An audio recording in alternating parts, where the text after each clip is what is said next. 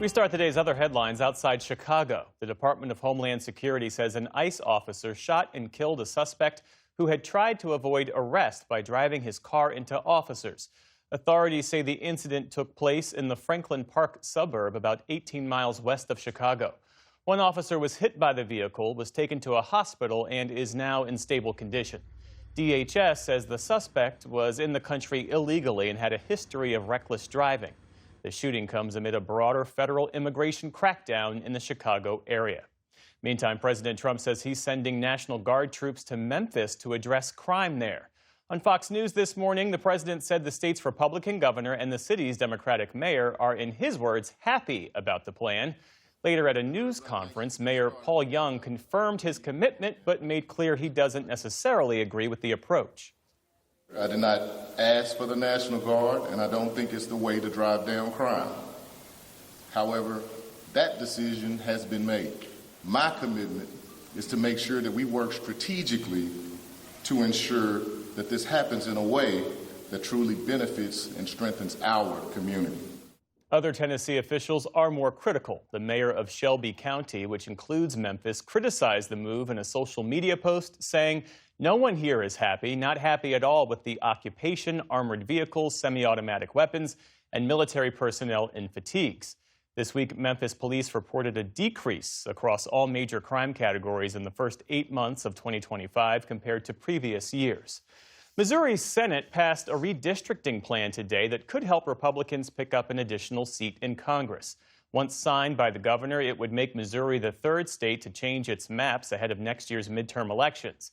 Texas has already passed a measure that would help Republicans pick up 5 seats. California countered with a similar plan to aid Democrats, though it still needs voter approval. Opponents of Missouri's measure are trying to push back, though. They've launched a petition effort to try to force a statewide referendum on the new map. The Environmental Protection Agency moved today to stop the collection of emissions data from some 8,000 U.S. facilities. The proposal, which still needs to be finalized, would end a program that requires coal-burning power plants and other industrial facilities to report their greenhouse gas emissions. Since 2010, the government has used this data to assess the environmental impact of those sites. EPA Administrator Lee Zeldin said the requirement is, quote, nothing more than bureaucratic red tape that does nothing to improve air quality. Critics say the proposal could hurt efforts to fight climate change. Many of the nation's universities are on heightened alert heading into the weekend after a series of fake threats led schools to cancel classes and even send students home. At least 6 historically black colleges and universities have been the targets of such threats in recent days. A similar incident happened at the University of Massachusetts, Boston. At the U.S. Naval Academy in Maryland, a midshipman and law enforcement officer were injured after a false report of an active shooter caused confusion on that campus. Both are now in stable condition. The threats come amid heightened tensions following the murder of Charlie Kirk on a campus in Utah, though the FBI says there have been no credible threats so far. The UN General Assembly says it's endorsing what it calls tangible and irreversible steps for a 2-state solution between Israel and the Palestinians. Today's declaration was boycotted by the U.S. and Israel. It comes ahead of a gathering by world leaders at the UN later this month, where Britain, France, and others are expected to formally recognize a Palestinian state. Ahead of that, Secretary of State Marco Rubio is heading to Israel next week to reaffirm the U.S. commitment to Israeli security.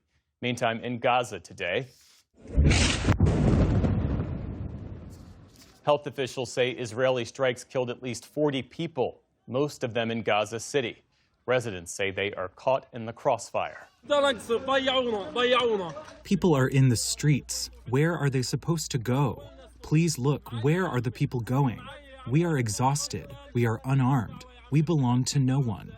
We are civilians. The latest Gaza strikes come amid ongoing anger among Arab nations over Israel's strike this week targeting Hamas leaders in Doha. Qatar's prime minister was in Washington today, meeting with top U.S. officials to discuss the strike.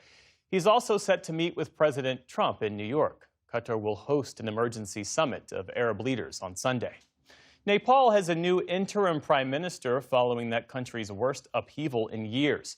Former Supreme Court Justice Sushila Karki took her oath on live television today.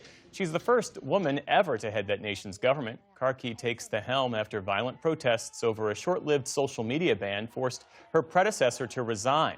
Protesters torched government buildings and clashed with police. Officials now say at least 51 people were killed. On Wall Street today, stocks ended mixed to close out what was an otherwise strong week. The Dow Jones Industrial Average fell more than 270 points on the day. The Nasdaq added nearly 100 points. The S&P 500 slipped back slightly from its all-time high. Still to come on the NewsHour, the viral images surrounding Charlie Kirk's murder present difficulties for parents and their kids. David Brooks and Jonathan Capehart weigh in on the week's political headlines. And a 66-year-old retired accountant realizes his dreams by joining a university marching band. This is the PBS NewsHour from the David M. Rubenstein Studio at WETA in Washington, and in the West from the Walter Cronkite School of Journalism at Arizona State University.